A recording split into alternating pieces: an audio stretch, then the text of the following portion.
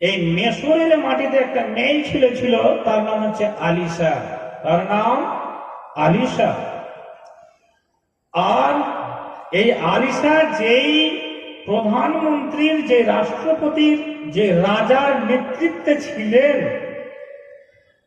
সেই রাজার নাম, সেই দেশের মালিকের নাম ছিল জগজীবন রাম।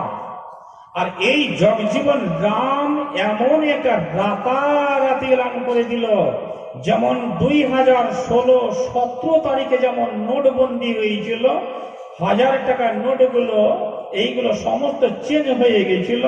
সেই দিন জগজীবন রাম বলেছিল, আগামী কাল সকাল থেকে কোনো মাদ্রাসা, মক্তব, কলেজ, প্রতিষ্ঠান, কোনো জায়গাতে কোরআন হাদিস যেন না পাঠ করা হয়, কেউ যেন কোরআন হাদিসের তালিম না দেয় এবং কেউ যেন তালিম না নেয়। এই কথা বলেছিলেন। একটা মেয়ে ছেলে, তিনি কত বড় তার জ্ঞান গরিমা ছিল, কতটুকু সেই মা বুদ্ধিজীবী ছিলেন, কতটুকু সেই আল্লাহওয়ালী ছিলেন। তিনি ভাবলেন, মানুষ যদি কোরআন ও হাদিস শিক্ষা অর্জন না করে, তবে তো মানুষেরা অন্ধকারে পড়ে যাবে, মানুষেরা হালাল হারাম, মানুষেরা তো যাই না যায়, মানুষেরা হক না হক, মানুষেরা তো অসভ্যতা থেকে সভ্যতার যুগে আসতে পারবে না, মানুষের তো দেশে উন্নতি করতে পারবে না। তাহলে মানুষের ছেলে মেয়েরাকে মানুষ করতে গেলে তাহলে এই কোরআন মাজিদ অবশ্যই আমাদেরকে তালিম নিতে হবে, দিতে হবে। তিনি শুরু করলেন কোরআন মাজিদের তালিম নিতে, আর তালিম দিতে শুরু করলেন।